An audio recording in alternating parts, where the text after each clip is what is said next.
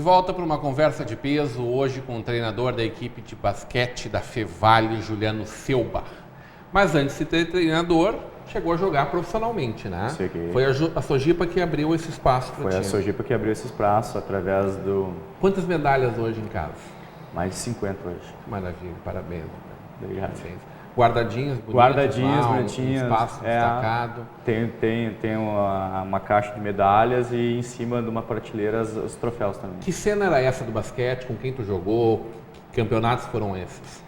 Naquela época ali era um grupo de Porto Alegre, né, que eu convivi, fiz grandes amizades lá, alguns mais velhos também, né. Estão falando começo dos anos 2000 ali. Isso, 2000, 2002 ali, né.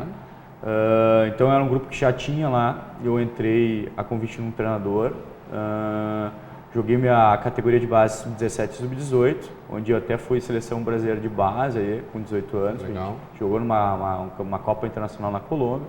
E daí a partir dos 19 ali o treinador do adulto me chamou para jogar, fazer parte da equipe adulta da Sojipa.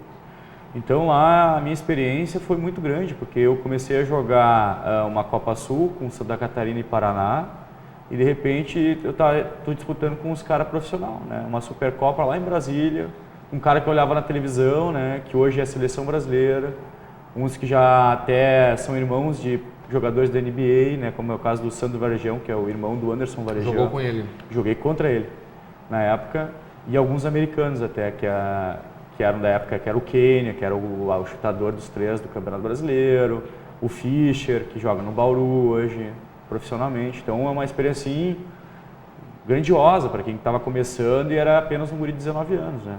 O Rato era um baita armador. O Rato era um baita armador, experiente, é um cara assim que tu gostava, dava gosto de ver jogar assim. Mas não tinha esse perigo, né? Tu tinha que jogar e pronto. E jogar, superar e passar Como é que é aquele momento que o cara que está em quadra, de ficar no banco querendo jogar junto com quem está lá dentro em quadra? O basquete é muito dinâmico nisso, né? É a troca constante ali, né? Exato. Como é que é isso para vocês? Cara, hoje eu te digo assim... A adrenalina é a mesma é a ou mesma. É pior ainda? Pra mim, eu vou te dar a minha experiência. Eu nunca gostava de ficar no banco. Eu ficava torcendo pro treinador me enxergar e botar no jogo, porque eu achava assim que eu poderia contribuir jogando.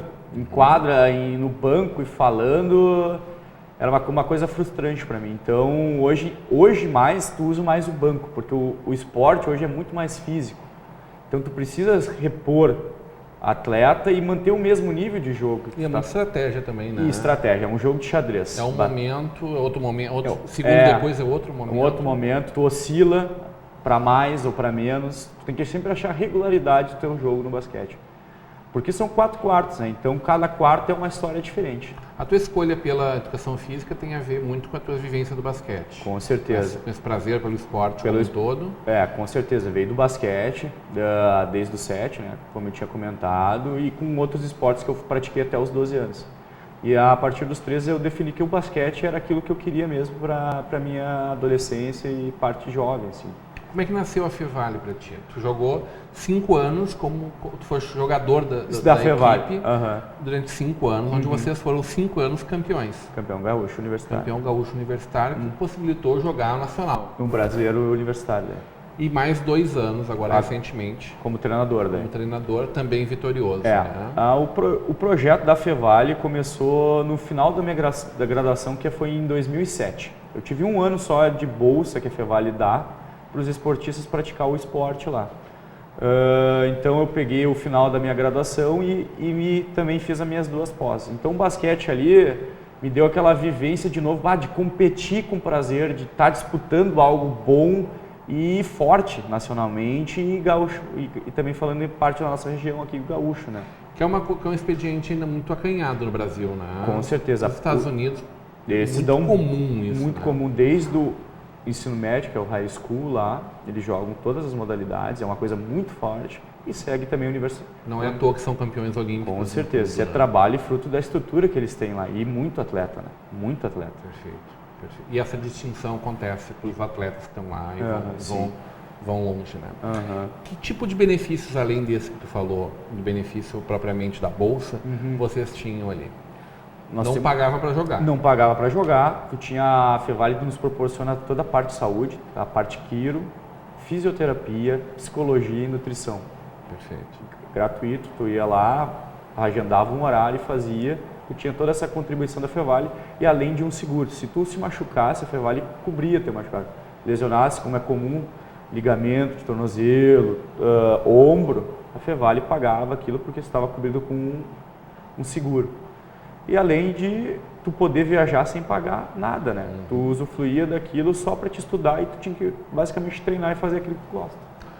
E depois veio o convite para seres o treinador Sim. da equipe. Quando eu fiz a minha última pós na Fevale, o treinador que era o meu estava saindo para trabalhar em outra área e ele surgiu essa oportunidade de ser o treinador da equipe. Eu falei assim, por que não, né? A minha área... Já tinha tido alguma experiência? Já trabalhei. A minha primeira experiência foi na Sociedade Ginástica, né? Eu fiz 2 anos de estágio lá, dos 17 aos 18. Depois assumi como treinador oficial. Tive uma outra oportunidade na NH, como treinador de basquete, que a NH investiu 2 anos como clube, assim, que disputa gaúcho fora o escolar. E também fui passando alguma experiência na Fevale, já como auxiliar das categorias da escola de aplicação, que é o segundo grau ali. Então eu já tinha uma vivência já grande como treinador, só que da base, não um universitário que é adulto já, né? Mas como ali a maioria dos meus atletas hoje eram jogadores como eu e treinavam comigo, então até me facilitou, porque eu conheço os atletas hoje que estão ali. Então jogaram comigo. Então é uma coisa assim mais... Tu era o treinador daqueles caras que estavam do teu lado antes. Nenhum problema nessa adaptação aí? Não, até... Tanto que foram campeões Sim. de cara, né? Exato. Até porque eles treinaram comigo, então eles sabem a minha metodologia, que eu sei separar a parte amizade e a minha parte profissional, né? Eles sabem como é que eu sou exigente e pego no pé quando tem que pegar. Então é uma coisa assim, né? Um time amador, no caso universitário, qual é o período de treinamento que vocês têm? Um time amador nosso, hoje nós treinamos 3 vezes na semana, que é após a universidade, a aula, né, que é à noite, né, das 10 à meia-noite. Vocês treinam 6 horas por semana? 6 horas por semana hoje. Com isso ainda dá para tirar leite de pedra? Dá para tirar leite de pedra. E também é muito do atleta. Lá nós temos academia também para o atleta. Ele faz em período contrário, então isso já ajuda no treinamento depois. Mas tu deixa para ele alguma sequência de treinamento? A gente trabalha o objetivo, né? Deixa com um profissional lá da academia da Fevale ou no outra academia que ele esteja fazendo. Então eu só passo e peço a assinatura do profissional responsável me passando o treino, um xerox do treino, para mim ir vendo o nível que está indo e a evolução dele, né? Como é que é o treino hoje? É fundamento? Tem bastante jogo também? Tem bastante coletivo? O treino hoje é... Quantas pessoas são a equipe? Hoje nós temos 12 na equipe. O treino hoje, basicamente, a gente não pode trabalhar muito fundamento, né? Porque é muito pouco tempo de treino. Então a gente trabalha muito, inicial um pouco fundamento e parte mais de sistema de ataque e defesa. E basicamente objetivos de jogo, né? O que a gente trabalha em situação de jogo. Isso é o meu trabalho lá. Aí tu pede que eles façam treinamentos fora desses horários. Fora desses horários. Individuais? Individual, para preparação física, pode até fazer na academia da Fevale, esse tipo para poder aprimorar coisas que a gente não consegue trabalhar. Mas chute, por exemplo? Isso é trabalho comigo. Eu tenho um dia da semana lá que é 1 hora só de arremesso, de todas as distâncias, dos 2, dos 3 lance livre, então para cada dupla, né? Eles executam tantos arremessos nessa 1 hora. Fora disso, eles não treinam arremesso? Não treinam porque são alunos acadêmicos e trabalham durante o dia. Durante o dia. Eles não têm esse lado profissional, né, que só vivem do basquete. Então tem que respeitar muito isso. E às vezes eles chegam até extenuados. Não trabalha de todo dia trabalhando, daí depois vai estudar e depois vem treinar comigo. Eu tive o prazer de ver uma palestra do Oscar uma vez e entrei lá sem esperar muita coisa e saí de lá maravilhado com a simpatia, a inteligência dele.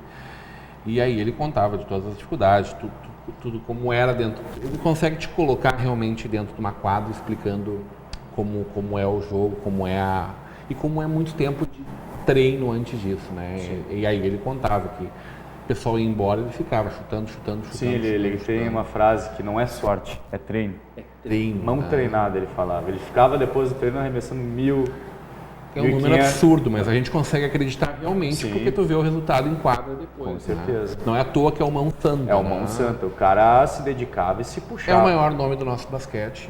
Hoje, com certeza. Mesmo com todo o sucesso que o Varejão tem de NBA, essa projeção, esse show todo em cima. Né? É que ainda esses caras da NBA não ganharam a projeção ainda porque eles são coadjuvantes na equipe dele. O Oscar não, o Oscar sempre foi o cara do time. Então é nele que começava o jogo. Ele já ganhou título, ele já foi para a Europa, já foi campeão, onde ele era o cara do time. Então ele fazia diferença com aquela bola dos três. Era um cara que levava o time com ele. Ele tinha toda aquela experiência também de vivência, né? Então ele fazia por onde. Né? Então é um cara assim que, Oscar, tem que ter cuidado com o chute do cara. Na NBA, o nosso brasileiro, claro que eles lá é um nível diferente, eles têm hoje uma autoestima, um alto valor deles muito grande, mas na NBA eles são um coadjuvante nas estrelas que tem no time deles. A dinâmica do jogo também é diferente, né? Com certeza. Por que existe uma aceleração tão grande nos jogos americanos e que, não sei se o resto do mundo, mas o nosso não repete da mesma forma? É o sistema de jogo deles. É um trabalho de defesa muito forte e saída de contra-ataque, o jogo fácil. Então é velocidade e potência, velocidade e potência. Então aquilo eles trabalham muito a exaustão, a parte física do jogo. É um jogo em velocidade, de transição, para te poder ter ganho no jogo. Deixa o espetáculo muito bonito. Muito bonito. E é o showtime, né? É cravada, é assistência, é jogada bonita. É um jogo mais vistoso de se ver, onde o nosso jogo é um pouco mais cadenciado brasileiro. É um jogo até um pouquinho, vou dizer, meio feio. Quando tu olha um jogo Brasil e um jogo da NBA. Muito mais técnico, né? Muito mais técnico, né? E a gente tende a mudar isso? Olha, a chegada desse argentino, por exemplo, ele vem imprimindo um outro estilo. Um estilo mais europeu, é um jogo mais didático e mais tático e técnico, né? Um jogo tipo americano, vistoso, de muita defesa, de muita potência, jogo mais fácil, é um jogo mais pensado, onde o brasileiro tem que pensar. O brasileiro na época não pensava muito em jogar, e sim em fazer pontos. Hoje ele procura uma equipe, um que ajude o outro dentro de uma quadra, né?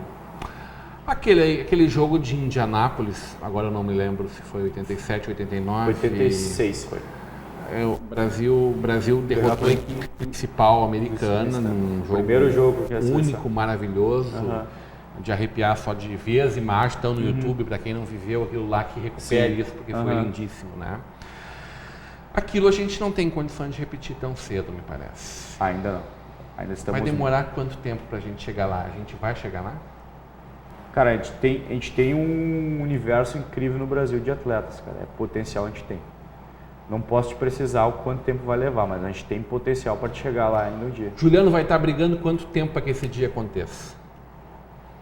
Cara, acho que vai levar um tempo ainda. Tu vai brigar por isso? Vai estar tu vai estar no basquete nesse tempo todo, persistindo? É uma coisa que está na minha índole, né? Persistência e se dedicar por aquilo que eu acho que é o correto, né? Quantas vezes tu pensou em desistir nessa tua caminhada? Cara, acho que umas 2 vezes, assim, que eu vi que o basquete não estava me trazendo, assim, benefício e que me levava à frustração, assim, de, esse esporte não vai para frente, sabe? Como se constrói uma família, se constrói uma vida digna com esse esporte? Sendo tu hoje um atleta, um treinador periférico, né? Sim, acabando não estar em nenhum clube, tá fazendo um projeto muito bacana, sem sombra de dúvidas, mas a ascensão não é nada fácil, claro, né? Com certeza. São poucos os espaços, me parece, que existem disponíveis. Tu tem que brigar, persistir, buscar sempre e não desistir. É o que eu falo para as pessoas hoje. O que tu faz no teu dia a dia para ganhar dinheiro, além tu hoje dá aula? Dou aula de educação física. Desde as crianças pequenininhas? Desde os 2 anos até os 14, né? À noite eu dou aula para a universidade, dos 18 aos 30. E às vezes, quando eu tenho minhas horas vagas, eu dou aula de personal em academia ainda. Para mim poder viver dignamente. Brincadeira, né? Pois é.